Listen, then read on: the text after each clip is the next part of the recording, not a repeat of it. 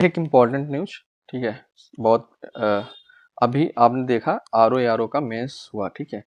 और मैं हमेशा बोलता था 4 सब्जेक्ट बहुत इंपॉर्टेंट होते हैं, ठीक है। पॉलिटी, ज्योग्राफी, साइंस और इन्वायरमेंट, ठीक है। कल की एक वीडियो और आएगी, ठीक है। ये तो हम कंटिन्यू सीरीज कर ही रहेंगे। कल आपको एक वीडियो और मिलेगी जिसमें मैं पूरे साइंस को, ठीक है, जो आर ओ मेंस में जितने साइंस के क्वेश्चन आए हुए थे उसको हम लोग एकदम डिटेल में पूरा उसका ब्रेक डाउन करेंगे। कहाँ से आया, किस टाइप के क्वेश्चन आए, इसका सोर्स क्या था, क्या रिपीटेड थीम पे था या क्या रिपीटेड क्वेश्चन ही डायरेक्ट पूछ लिया था, जो नए क्वेश्चन आए थे उसको हम लोग कैसे पढ़ेंगे, कैसे कैसे हैंडल करेंगे। तो हम लोग कल एक वीडियो आपको और देखने को मिलेगी जो हम लोग आर ओ मेंस 2023 का पेपर हुआ है जीएस का, उसमें हम लोग साइंस वाले सेक्शन को कल कवर करेंगे, उसका डिटेल ब्रेकडाउन करेंगे। ऐसे ही मैं आपको ज्योग्राफी का भी लेके आऊँगा, ऐसे ही मैं आपको इन्वायरमेंट का भी लेके आऊँगा। पॉलिटी टाइम मिलेगा तो कर देंगे, फिलहाल ये 3 तो मैं मस्ट है कराऊँगा। और एक चीज़ मैं आपको बता दूँ, इन्हीं चारों सब्जेक्ट से, ठीक है, पॉलिटी, ज्योग्राफी, साइंस और इन्वायरमेंट से 120 क्वेश्चन में से 40 क्वेश्चन आए हुए थे, ठीक है। जिसमें साइंस में 15 क्वेश्चन थे और 15 क्वेश्चन में 9 क्वेश्चन बायोलॉजी से थे, ठीक है। तो ये चीज़ आप याद रखिएगा। तो अगर आपको वीडियो देखनी है, फुल डिटेल देखना है, अगर आप 2026 में देने जा रहे हैं एग्जाम, आपको कौन सा सोर्स चाहिए, कैसे क्या पढ़ना है, तो आप वो लोग वीडियो जरूर देखिएगा। उसके लिए सबसे पहला काम, आप चैनल को सब्सक्राइब कर लीजिए, वीडियो को लाइक करिए, ताकि आपके एल्गोरिदम में ये हमारी वीडियो आए और आप उसको देख सकें और बेनिफिट्स ले सकें, ठीक है। हल्ला नहीं मचेगा, केवल और केवल कंटेंट दिया जाएगा अच्छा खासा, ठीक है।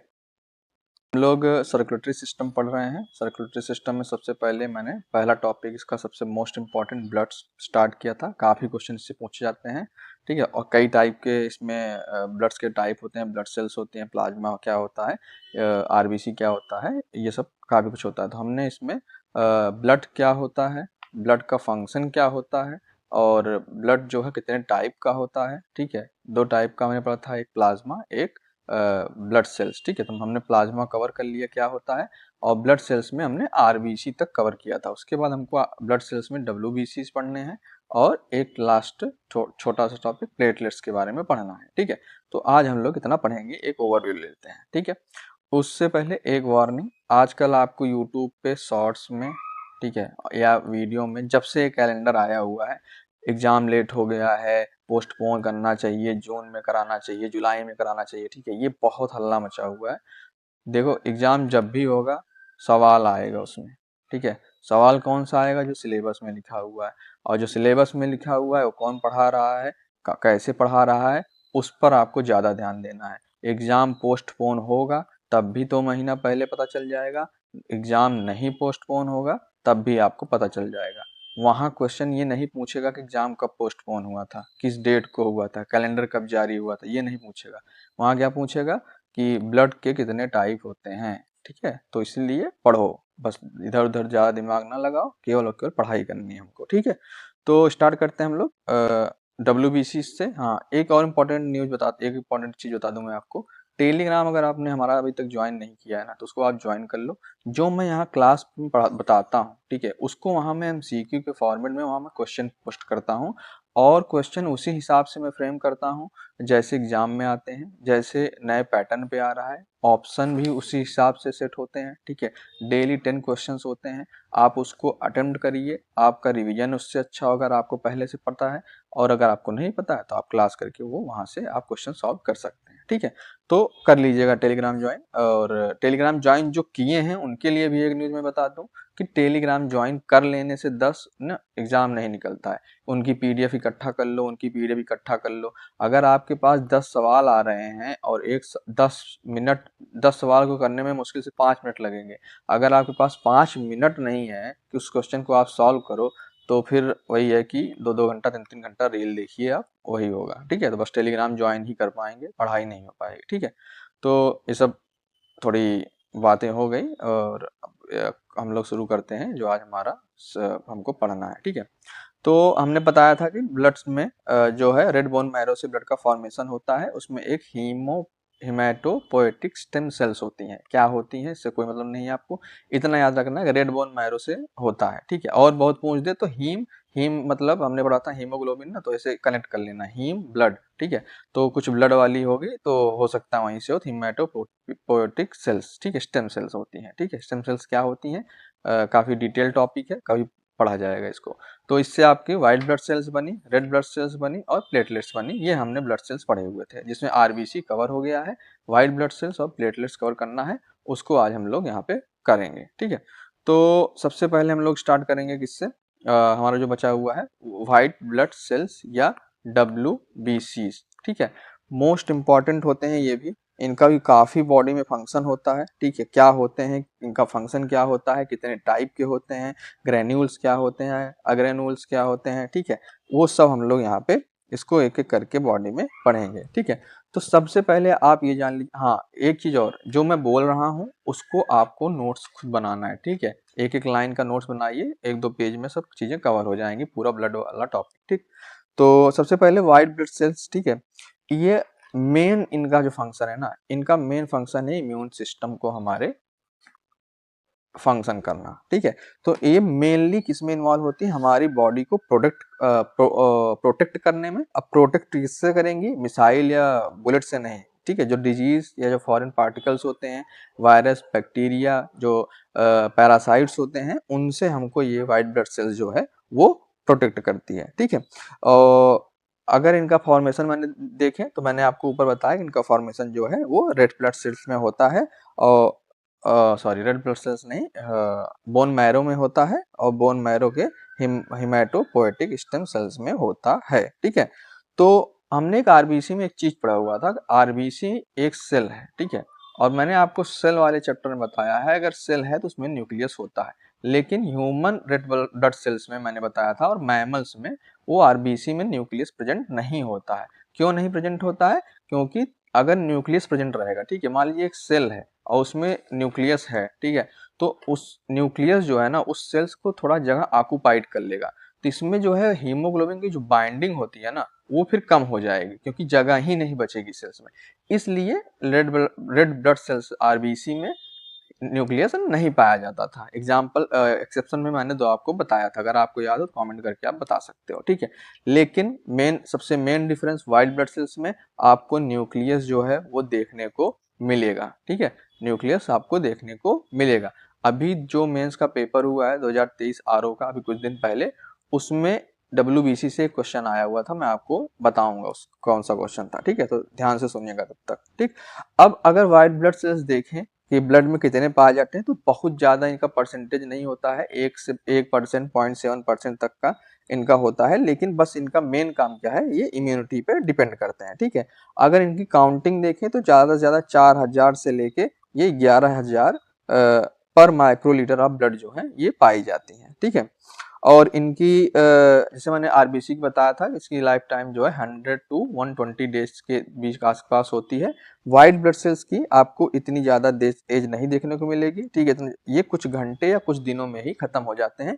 क्यों, क्योंकि इनको इम्यून सिस्टम जो पैरासाइट्स हमारे ऊपर आ रहे हैं, अलग से बैक्टीरिया आ रहे हैं, उनसे फाइट करना, ठीक है, उनके लिए प्रोटेक्शन करना अपनी बॉडी को, तो जीते मरते रहते हैं, इनका काम बस यही है। एक तरफ के आप यहाँ अब ये कह सकते हो कि एक तरह के सोल्जर्स हैं, ठीक है। हमारे बॉडी में अगर कोई पूछे सोल्जर्स का काम कौन करता है, तो आप ये कह सकते हो कि जो हमारी WBC है वो सोल्जर्स का काम करती हैं, ठीक है। इसी WBC को ल्यूकोसाइट्स भी बोला जाता है, ये चीज आप यहाँ पे नोट कर लीजिएगा, कहीं ल्यूकोसाइट्स लिखा हुआ आए तो आपको ध्यान रखना है कि वो WBC के बारे में ही बता रहा है, ठीक है।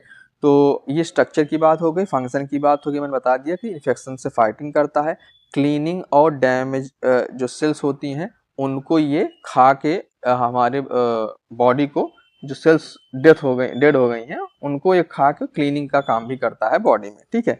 और मेन सबसे इनका क्या था, इम्यून रिस्पॉन्स में ये बहुत ज्यादा तेज एक्टिव हो जाते हैं, ठीक है।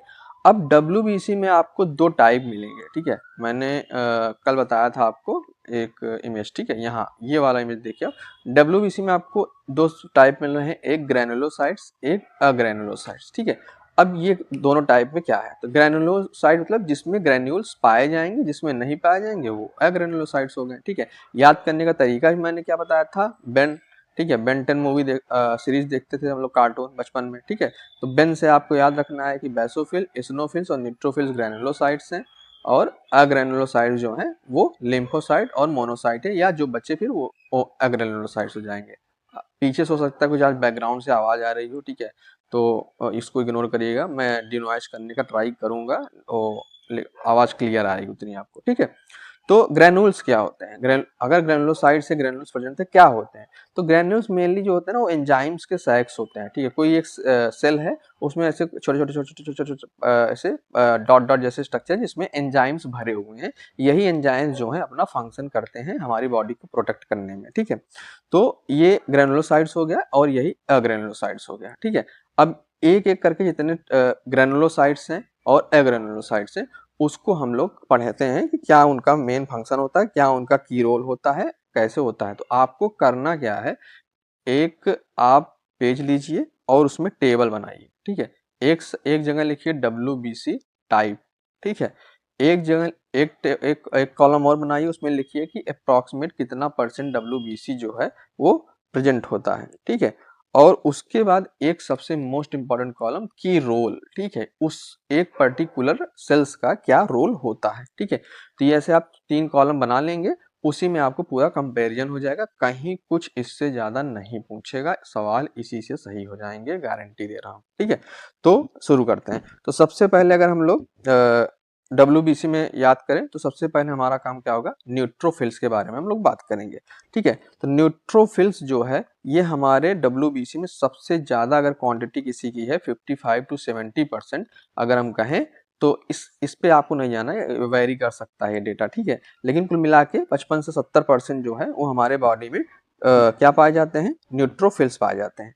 अब सबसे मोस्ट इंपॉर्टेंट, सबका फंक्शन अलग अलग होता है, ठीक है। न्यूट्रोफिल्स का फंक्शन भी अलग होता है और बेसोफिल्स का भी, सबका फंक्शन अलग होता है, ठीक।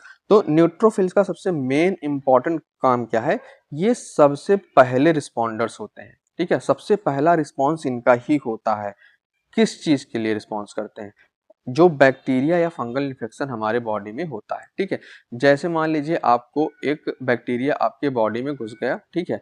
अब सबसे पहले अगर कोई जागेगा आपकी बॉडी में, कोई सेल्स जो है सबसे पहले अगर एक्टिव होगी, तो हमारी कौन सी सेल्स होगी, वो हमारी न्यूट्रोफिल्स की सेल्स होंगी, जो सबसे ज्यादा हमारे बॉडी में पाई जाती है, ठीक है। उसके बाद हम लोग बात करेंगे लिम्फोसाइट्स की, ठीक है, one of the most important cells, ठीक है।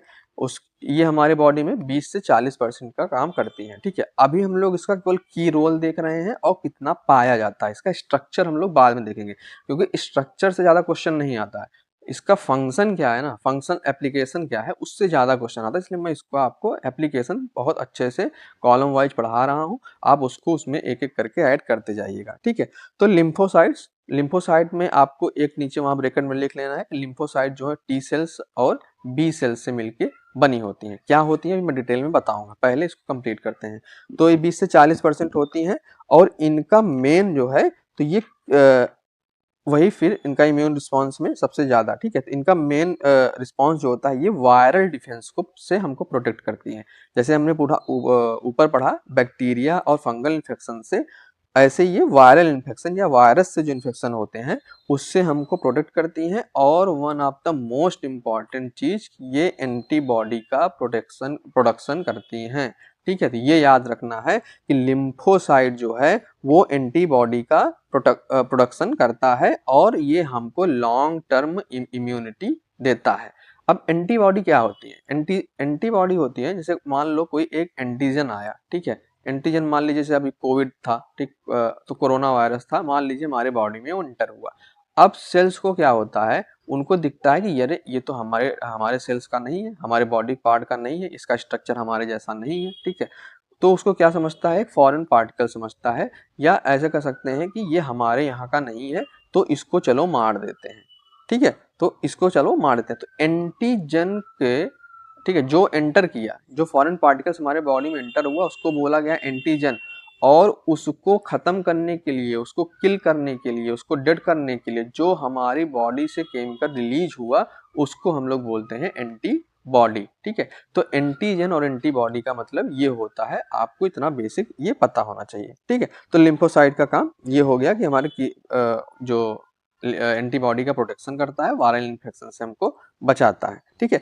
उसके बाद हम लोग बात करें मोनोसाइट्स की, ठीक है। मोनोसाइट्स क्या होते हैं, ये 2 से 8% जो है वो प्रेजेंट होते हैं। 2 से 8% जो मोनोसाइट है वो प्रेजेंट होते हैं।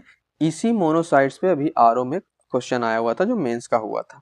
तो इनका काम क्या होता है, ये जो डेड और डैमेज टिश्यू हैं, ठीक है, जो मर चुके हैं, जिनका काम खत्म हो गया, किसी वजह से डेथ हो गई, मान लो ऑक्सीजन नहीं मिला या उसका फंक्शन पूरा हो गया, ठीक है, वो डैमेज हो गई है टिश्यू कोई, ठीक है, कोई सेल्स डैमेज हो गई है, तो उसको ये क्लीन करने का काम करती है, ठीक है। उसको ये क्लीन करने का काम करती है। क्लीन काम करने कैसे करती है अभी मैं आपको बताऊंगा आगे, ठीक है। फिलहाल आप इसको फंक्शन लिखते रहिए, ठीक है। क्लीन करने का काम करती हैं डेड और डैमेज टिश्यू और सेल्स को, और ये इम्यून रिस्पॉन्स को ट्रिगर करती हैं, ठीक है। तो ये आपको याद रखना है कि ये इम्यून रिस्पॉन्स को ट्रिगर करती हैं, कौन, मोनोसाइट्स, ठीक। उसके बाद आपको नेक्स्ट दिखेगा स्नोफिल्स, ठीक है, स्नोफिल्स, ठीक। उसके बाद हमारा नेक्स्ट क्या है, स्नोफिल्स, ठीक है, स्नोफिल्स। ये आप काफी सुनते होंगे, कहते हैं ना स्नोफिलिया हो गया उनको, ठीक है, ये वर्ड आप कॉमनली सुनते होंगे। तो ये 1 से 4% इनका जो होता है ये अप्रॉक्सीमेट डब्ल्यूबीसी में पाई जाती हैं। और स्नोफिल्स का मेन काम क्या होता है, जो ये एलर्जिक रिएक्शंस होती है ना, एलर्जिक रिएक्शंस जो होती हैं वो इससे हमको प्रोटेक्ट करता है, ठीक है। तो किसमें इन्वॉल्व होती हैं ये, एलर्जी के रिएक्शन में, ठीक है। एलर्जी जो हमको होती है जैसे पॉलन ग्रेन से किसी को एलर्जी हो गई, ठीक है, किसी को पीनट से एलर्जी होती है, ठीक है, मतलब मूंगफली से, ठीक है, किसी को ग्लूटेन से एलर्जी हो जाती है, ठीक है। डिफरेंट टाइप के पार्टिकल्स होते हैं जिससे कुछ कुछ लोगों को एलर्जी होती है।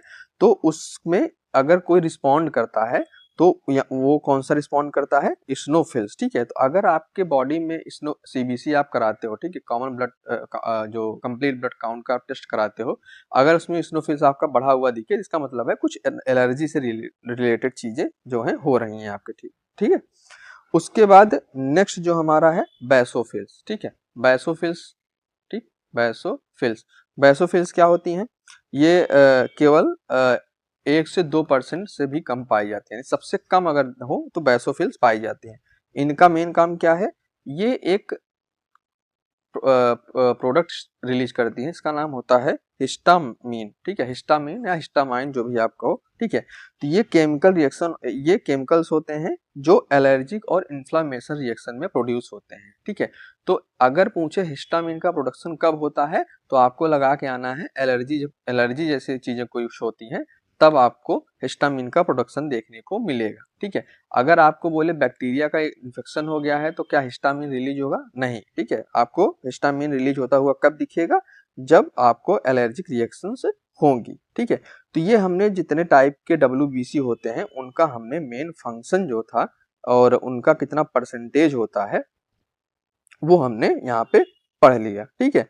अब हम लोग इनके जो सेल्स पढ़े हमने, हम उनके थोड़ा स्ट्रक्चर की बात करते हैं, क्योंकि स्ट्रक्चर भी मान लो कभी पूछ सकता है, तो मैं इसको आपको यहाँ से बता देता हूँ, ठीक है। तो जैसे हमने ग्रैनुलोसाइट्स में पढ़ा था 3 चीज, BEN, ठीक है। तो बैसोफिल्स, स्नोफिल्स और न्यूट्रोफिल्स। तो सबसे पहले हम लोग स्टार्ट करते हैं स्नोफिल्स से, ठीक है। इसका एक स्ट्रक्चर क्या होता है, यहाँ पे एक बार फंक्शन आपका फिर रिवाइज हो जाएगा, ठीक है। तो मैंने बताया था आपको कि ये इम्यून सिस्टम का मतलब या एलर्जी रिएक्शन का ये सबसे ज़्यादा रिस्पॉन्स करती हैं, ठीक है। और इसके लिए एक सेकंड आपको फिगर्स पढ़ाऊंगा तो ये ज़्यादा चीज़ आपको यहाँ पे समझ में आएगी, ठीक है, स्नोफिल्स, ठीक है। तो अब आप देख रहे होगे ना, इसका स्ट्रक्चर देखो आप, कुछ इस तरीके से आपको दिख रहा है, ये क्या चीज़ है, ठीक है। तो ये आपका 2 लोब्ड न्यूक्लियस है, यानी एक न्यूक्लियस में 2 लोब बने हुए हैं, ठीक है। एक न्यूक्लियस है जिसमें 2 लोब टाइप के स्ट्रक्चर में, कुछ इस तरीके का स्ट्रक्चर जो है इसमें न्यूक्लियस का पाया जाता है, ठीक है। तो ये चीज याद रखना है कि स्नोफिल्स में साइटोप्लाज्म के साथ साथ न्यूक्लियस जो पाया जाता है वो 2 लोब का होता है, ठीक है। और इसके अंदर ग्रेनुलोसाइट्स है, तो इसके अंदर खूब ढेर सारे एंजाइम्स भरे होंगे जो एलर्जिक रिएक्शन में काम करते हैं, ठीक है। तो ये चीज आपको याद रखना है स्नोफिल्स के बारे में, ठीक। मैंने स्नोफिलिया क्या होता है उसके बारे में आपको बता दिया है। उसके बाद हम लोग बात करते हैं बैसोफिल्स की, ठीक है। तो यहाँ पे आप देख रहे होगे ये वाला स्ट्रक्चर जो है ये बेसोफिल्स का है, और बेसोफिल्स जो होती हैं इनमें भी न्यूक्लियस प्रेजेंट होता है। आपको यहाँ पे न्यूक्लियस दिख रहा है, डब्ल्यूबीसी में न्यूक्लियस प्रेजेंट होती ही होती है, ठीक है। अब बेसोफिल्स क्या है ना, एक ये कार्बोहाइड्रेट रिलीज करता है, ठीक है, जिसको बोलते हैं हिपैरिन, ठीक है। तो ये नाम आप याद रख लो, नोट कर लो इसको, हिपैरिन हिपैरिन हिपैरिन, ठीक है। हिपैरिन क्या है, तो अगर इसे पूछ दे हिपैरिन क्या है, ठीक है, फैट है कि प्रोटीन है, कार्बोहाइड्रेट है, ठीक है। तो ज्यादातर लोग यहाँ प्रोटीन लगा सकते हैं, लेकिन आपको याद रखना है कि हिपैरिन जो है वो एक टाइप का कार्बोहाइड्रेट है जो एंटीकोगुलेंट के रूप में काम करता है, एंटीकोगुलेंट के रूप में काम करता है। एंटीकोगुलेंट का मतलब होता है कि जो हमारे खून के क्लॉट, जो हमारे ब्लड की क्लॉटिंग में हेल्प करता है, या रक्त का थक्का जमाने में जो हमारा हेल्प करता है, उसको हम लोग क्या बोलते हैं, एंटीकोगुलेंट, ठीक है, एंटीकोगुलेंट बोलते हैं, ठीक है। यही बेसोफिल्स मैंने आपको पहले ही बताया कि यही बेसोफिल्स जो होती हैं ये आपका हिस्टामिन भी रिलीज करती हैं, ठीक है। आपका ये जो बेसोफिल्स होती हैं हिस्टामिन भी रिलीज करती हैं, मैंने अभी आपको आगे ये पीछे बताया हुआ था, ठीक है। अब इसका भी न्यूक्लियस जो है आपको 2 लोब में दिखेगा, लेकिन उतना एकदम पर्टिकुलर एकदम क्लियर नहीं, लेकिन ये होता है हाँ 2 लोब के स्ट्रक्चर जो है बेसोफिल्स का भी वो होता है, ठीक है। तो बेसोफिल्स के बारे में आपको इतना याद रखना है। उसके बाद हम लोग बात करते हैं न्यूट्रोफिल की, ठीक है। अब न्यूट्रोफिल में आप देख रहे होंगे इसमें कितने लोब आपको दिख रहे होंगे, 1 2 और 3, और इसकी मात्रा जो है मैंने अभी आपको बताई ये सबसे ज्यादा होती है डब्ल्यूबीसी में, ठीक है। तो जो न्यूट्रोफिल्स है ये ग्रैनुलोसाइट्स है और most abundant type of WBC है, यानी सबसे ज्यादा अगर किसी डब्ल्यूबीसी में कोई सेल्स प्रेजेंट है तो न्यूट्रोफिल्स होती हैं, और ये इनेट इम्यून सिस्टम में काम करती हैं, हेल्प करती हैं किसमें, डैमेज के हीलिंग में और इन्फेक्शन को रिजॉल्व करने में या इन्फेक्शन को खत्म करने में, ठीक है। अगर न्यूट्रोफिल्स का ब्लड में काउंट बढ़ जाए, ठीक है, अगर आप सीबीसी कराओ और आपको उसमें दिखे या किसी एक पेशेंट का उसमें सीबीसी आपने कराया उसमें देखा कि न्यूट्रोफिल्स की जो है संख्या नॉर्मल से ज्यादा है, तो आप कह सकते हो कि इस बॉडी में कोई ना कोई इंजरी या किसी न किसी टाइप का इन्फेक्शन जो है वो हुआ है, ठीक है। अब इनका जो न्यूक्लियस होता है वो 2 से 5 लोब में डिवाइड होता है, वो 2 भी हो सकता है, 3 भी हो सकता है, 4 भी हो सकता है और 5 भी हो सकता है। यहाँ आपको 3 लोब्ड डिवाइड न्यूट्रोफिल्स देखने को मिलेगा, ठीक है। उसके बाद हम लोग बात करते हैं, ये तो होगी ग्रेनुलोसाइट्स की। अब ग्रेनुलोसाइट्स का अगर आप फिगर देखो तो BEN, ठीक है, आपको यहाँ dot dot dot dot dot dot structure दिख रहे हैं ना, यही ग्रेन्यूल्स है, यही एंजाइम्स है, ठीक है, इसलिए यहाँ पे आपको दिख रहे होंगे। लेकिन लिम्फोसाइट्स और मोनोसाइट में आप देखिए एकदम प्लेन है, यहाँ पे एकदम खाली है, कुछ नहीं हुआ, ठीक है, केवल न्यूक्लियस है और साइटोप्लाज्म है, ठीक है। तो अब हम लोग शुरू करते हैं अग्रेनुलोसाइट्स। अग्रेनुलोसाइट्स में सबसे पहले लिम्फोसाइट्स के बारे में पढ़ते हैं, ठीक है। तो ये जो बॉडी की सबसे मेन टाइप्स की इम्यून सेल्स होती हैं, ठीक है। ये इम्यून सेल्स जो है सबसे मेन टाइप की होती हैं, और ये 2 टाइप की होती है, मैंने अभी आपको नीचे बताया बी और टी, या टी या बी, जो भी आपको पहले बोलना है। अब बी और टी का नाम कैसे पड़ा ये भी आप समझ लो। टी लिम्फोसाइट्स मतलब कि जो कहाँ से रिलीज हो रही हैं, थाइमस से, ठीक है, टी लिम्फोसाइट्स, और बी लिम्फोसाइट्स आप कहां से रिलीज हो रही हैं, बोन मैरो से, ठीक है। तो टी लिम्फोसाइट्स का प्रोडक्शन थाइमस में होता है, ठीक है, और बी लिम्फोसाइट्स का प्रोडक्शन आपके बोन मैरो में होता है जब आप एडल्ट होते हो। लेकिन इसी बी लिम्फोसाइट का, ठीक है, बी लिम्फोसाइट का फीटस के टाइम पे प्रोडक्शन जिसमें होता है वो हमारे लिवर में होता है, ठीक है। तो जो मैंने बता दिया टी सेल्स थाइमस से, और बी सेल्स जो हैं वो लिवर से, सॉरी बोन मैरो से, लिवर से फीटस में होता है, ठीक है। अब अगर न्यू टी सेल्स का फॉर्मेशन होता है, धीरे धीरे थाइमस में ना इसका प्रोडक्शन जो है वो धीरे धीरे कम होने लगता है, ठीक है। इसका प्रोडक्शन कम हो जाता है, तो इसके नंबर्स को मेंटेन करने के लिए ये इनमें डिविजन्स होते रहते हैं, ठीक है। इसके नंबर्स को मेंटेन करने के लिए जो है टी सेल्स के नंबर्स को मेंटेन करने के लिए इनमें लगातार डिवीजन होता रहता है, और इससे हमारा जो टी लिम्फोसाइट्स का टी सेल्स का नंबर जो है वो मेंटेन होता है। लेकिन जो इसके बाद बी सेल्स हैं उनका प्रोडक्शन कंटिन्यूअस जो है नेचुरली तरीके से बोन मैरो में होता रहता है, ठीक है। तो टी लिम्फोसाइट और बी लिम्फोसाइट में आपको ये चीज समझ में आनी चाहिए। टी लिम्फोसाइट का थाइमस में प्रोडक्शन धीरे धीरे स्लो होने लगता है। अगर उसका नंबर मेंटेन न किया जाए तो बॉडी को इम्यून रिस्पॉन्स में दिक्कत होगी, तो इसलिए उसमें मैच्योरिटी के टाइम पर उसमें डिविजन्स होते रहते हैं और नए नए टी लिम्फोसाइट जो हैं वो बनते रहते हैं, ठीक है। और बी लिम्फोसाइट्स क्या होते हैं? बी लिम्फोसाइट जो होते हैं कंटिन्यूअसली आपके बोन मैरो में उनका फॉर्मेशन होता रहता है। उसके बाद है लास्ट मोनोसाइट्स, ठीक है। अब मोनोसाइट्स क्या है? ये भी आपके बोन मैरो में बोन मैरो से निकलते हैं, ठीक है। इसका सबसे मेन इंपॉर्टेंट क्या होता है ना, ये मैक्रोफेज की तरह काम करते हैं, ठीक है। अब ये कौन सा नया वर्ड आ गया? मैक्रोफेज। जैसे ये ब्लड वेसल्स है, ठीक है। ब्लड वेसल्स में आपकी ब्लड जो है वो फ्लो कर रही है और उस ब्लड वेसल्स में आपका मोनोसाइट जो WBC का पार्ट है वो भी आपके ब्लड में होगा, ठीक है। अब अगर इसको कोई ऐसी चीज दिखती है, ठीक है, जैसे ये एक ब्लड वेसल्स है, इसमें ब्लड फ्लो कर रहा है और यहाँ पे एक टिश्यू प्रेजेंट है। अगर मोनोसाइट्स को दिखा कि यहाँ पे कोई एक एंटीजन है, फॉरेन पार्टिकल है, या यहाँ पे कोई इन्फेक्शन हुआ है, ठीक है, या यहाँ पे कोई सेल्स जो है वो डेड हो गई हैं, तो ये ब्लड वेसल से ऐसे स्क्वीज करके निकल जाती है, ठीक है। ब्लड वेसल से ये स्क्वीज करके यहाँ से मतलब ब्लड वेसल से बाहर उस टिश्यू में चली जाएंगी, ठीक।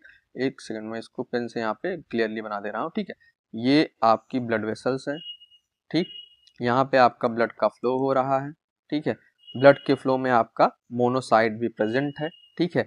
अब एक यहाँ पे इसको ब्लड फ्लो हो रहा है टिश्यू से, अब एक टिश्यू में मोनोसाइट्स को क्या दिखा? एक फॉरेन पार्टिकल दिखा, ठीक है। तो अब ये ब्लड में है, ठीक है, ब्लड कैपिलरी में है, वेसल्स में, इसको टिश्यू के पास जाना है, ठीक है। तो ये यहाँ से ऐसे धीरे से निकल लेगा, ठीक है। ये ब्लड फ्लो को छोड़ के उस टिश्यू में चला जाएगा। जब ये उस टिश्यू में चला जाता है तब ये क्या कहलाता है? मैक्रोफेज, ठीक है। तो ये ब्लड के थ्रू टिश्यू में एंटर करता है, तब इसको मैक्रोफेज बोलते हैं। अब मैक्रोफेज का काम होता है खा लेना किसी चीज को, ठीक है। तो मैक्रोफेज जो है, कोई एक इन्फेक्शन है, कोई बैक्टीरिया है मान लीजिए, ठीक, कोई है वायरस है, कुछ फंजाई है, तो उसको जाके ऐसे सराउंड करेगा और अपने एंजाइम से उसको डिजॉल्व कर देगा और उसको फिर रिमूव कर देगा, ठीक है। तो मोनोसाइट्स जो है, मोनोसाइट्स का फंक्शन ये होता है। अगर पूछे शेप में, ठीक है, आकार में, तो सबसे बड़ी कोई सेल्स जो होती है वो आपकी मोनोसाइट्स होती है, ठीक है। ये चीज आपको मोनोसाइट्स के बारे में याद रखनी है। इतनी ही चीजें आपको याद रखनी जितनी मैंने आपको बताई है WBC के बारे में। इससे इर्द इसके अलावा और कुछ नहीं पूछा जाएगा, ठीक है। एक चीज यहाँ पे एक डिजीज के बारे में बात कर लेते हैं। ल्यूकीमिया आप बहुत सुनते होंगे, ठीक है, जिसको ब्लड या बोन मैरो का कैंसर बोलते हैं, ठीक है। ब्लड ब्लड कैंसर को ल्यूकीमिया भी बोला जाता है, ठीक है।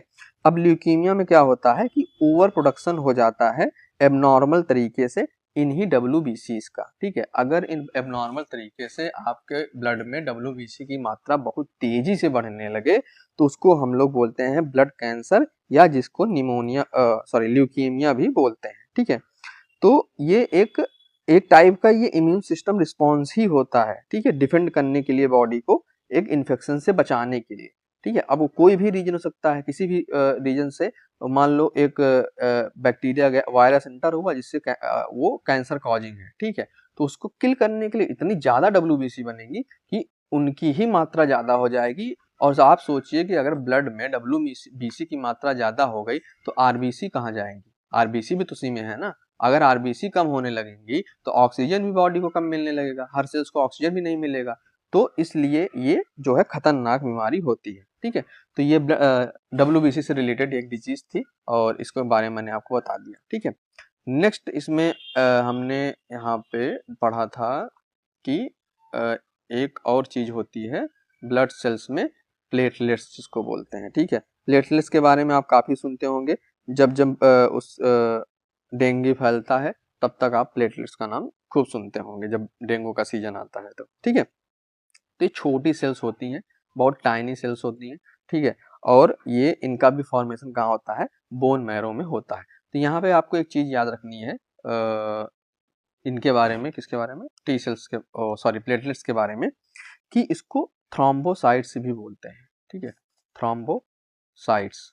ये चीज आपको याद रखनी है, प्लेटलेट्स और थ्रोम्बोसाइट्स जो हैं वो सेम होती हैं। यहाँ पे एक चीज फिर से आपको याद रखनी जरूरी है, जैसे हमने पढ़ा था आरबीसी में कोई न्यूक्लियस नहीं होता है, उसी तरीके से प्लेटलेट्स में भी कोई न्यूक्लियस सेल में प्रेजेंट नहीं होता है, ठीक है। तो अभी तक आपने क्या पढ़ा, आरबीसी और प्लेटलेट्स, जो दो ब्लड सेल्स हैं उनमें न्यूक्लियस नहीं प्रेजेंट होता है। न्यूक्लियस केवल किस में प्रेजेंट होता है, व्हाइट ब्लड सेल्स या डब्ल्यूबीसी या श्वेत रुधिर कणिकाओं में, ठीक है। तो ये चीज आपको याद रखनी है। और डब्ल्यूबीसी में भी अलग अलग टाइप के न्यूक्लियस होते हैं, किसी में 2 लोब, ठीक, किसी में 2 से 5 लोब, कोई सिंगल लोब, ठीक है। तो ये चीज आपको यहाँ पे याद रखनी है। अब इनका जो जनरली लाइफ टाइम जो होता है ये 8 से 10 दिन का होता है, ठीक है। और प्लेटलेट्स का काउंट जो है आप सबको पता होता है 1.5 लाख से 4.5 लाख तक होता है। आप अक्सर सुनते रहते हो जब डेंगू वाला सीजन आता है या उनका प्लेटलेट्स बहुत डाउन हो रहा है, उनका प्लेटलेट्स चढ़ाने की जरूरत पड़ेगी, ठीक है। तो इस चीज को हम लोग क्या बोलते हैं कि प्लेटलेट्स का काउंट इतना रेंज में होना चाहिए, ठीक है। और अगर प्लेटलेट्स के बारे में बात करें तो मैंने आपको बताया थ्रोम्बोसाइट्स है। थ्रोम्बोसाइट्स मतलब क्या कि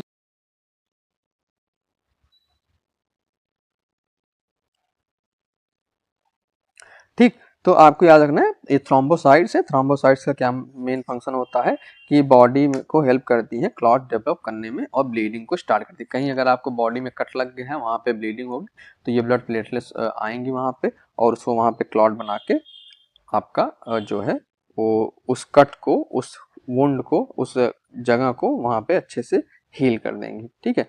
तो इतना डब्ल्यूबीसी और प्लेटलेट्स के बारे में हो गया। मुझे नहीं लगता इसके अलावा और कुछ इसमें पूछा जाएगा, ठीक है। बाकी हम लोग पीवाईक्यू जब करेंगे, कोई अगर एक्स्ट्रा कोई क्वेश्चन दिखेगा जो हो सकता है यहाँ मेरे से स्किप हो गया हो, ना हुआ हो, ठीक है, तो उसको भी हम लोग एक तरीके से कर सकते हैं, ठीक है। तो कुल मिला के आप डब्ल्यूबीसी, आरबीसी और प्लेटलेट्स, प्लाज्मा क्या होता है ये सब आपने समझ लिया। एक वर्ड आपको कहीं मिल सकता है, सीरम, सीरम, ठीक है। सीरम क्या होता है, प्लाज्मा में आप जो ब्लड सेल्स हैं उसको हटा दीजिए, ठीक। तो सीरम आपको याद रखें, आप ऐसे याद रख सकते हो, serum equal to plasma minus blood cells and clotting factor, ठीक है। तो इसको हम लोग सीरम बोलते हैं। सीरम क्या होता है, येलोइश कलर का लिक्विड पार्ट होता है जो ब्लड बच जाता है, किसके बाद, जो ब्लड में सेल्स होती हैं उसमें जो नहीं प्रेजेंट होती है उसको सीरम बोलते हैं, ठीक है। तो ये चीज इसके बारे में आपको थोड़ा याद रखनी पड़ेगी, सीरम क्या होता है, ठीक। अब अगर जैसे मान लो आप एक टेस्ट ट्यूब लो, ठीक है, टेस्ट ट्यूब लो और उसमें ब्लड अपना, ठीक है, आपने एक ह्यूमंस का ब्लड जो है एक टेस्ट ट्यूब में लिया हुआ है, ठीक है। तो सबसे नीचे आपको कौन सी दिखेंगे, आरबीसी, आरबीसी सबसे नीचे सेटल डाउन होती हैं। उसके बाद डब्ल्यूबीसी और प्लेटलेट सेटल डाउन होती हैं और सबसे ऊपर आपका प्लाज्मा सेटल डाउन होता है, इसमें 90% ऑफ वाटर होता है, ठीक है।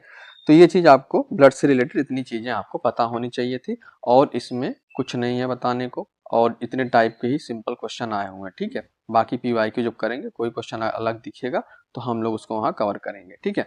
अब ब्लड में एक चीज आपका और बता है, ब्लड ग्रुप क्या होते हैं, ठीक है। इस पे क्वेश्चन बहुत आते हैं और जेनेटिक्स से रिलेटेड भी इसमें क्वेश्चन आते हैं। ये मैं ब्लड ग्रुप विद जेनेटिक्स के कॉन्सेप्ट के साथ इसको मैं कवर कराऊंगा कि जैसे माता का ब्लड ग्रुप बी पॉजिटिव है, फादर का ए पॉजिटिव है, तो ऐसे क्वेश्चन आते हैं कि सन का क्या होगा ब्लड ग्रुप, ठीक है। तो ये सब जो हम लोग ब्लड ग्रुप पढ़ेंगे उसको जेनेटिक्स के साथ लिंक करके हम लोग उसको पढ़ेंगे, ठीक।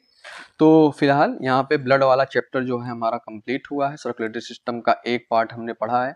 अब हम लोग सर्कुलेटरी सिस्टम का नेक्स्ट पार्ट पे चलेंगे। मेन ऑर्गन्स जो है सर्कुलेटरी सिस्टम का, ठीक है, जिसमें हार्ट आपके आते हैं और ब्लड वेसल्स आते हैं। ब्लड वेसल्स में आपको पता है आर्टरी, वेन, धमनियां, सिरा और कैपिलरीज, ठीक है। उस ये कल क्लास में जो है, नेक्स्ट क्लास में ये खत्म हो जाएगी, ठीक है। तो आज तक यहीं रखते हैं, मिलते हैं आपको नेक्स्ट क्लास में सबसे मोस्ट इंपॉर्टेंट टॉपिक के साथ जहाँ से क्वेश्चन बहुत आते हैं, ठीक है।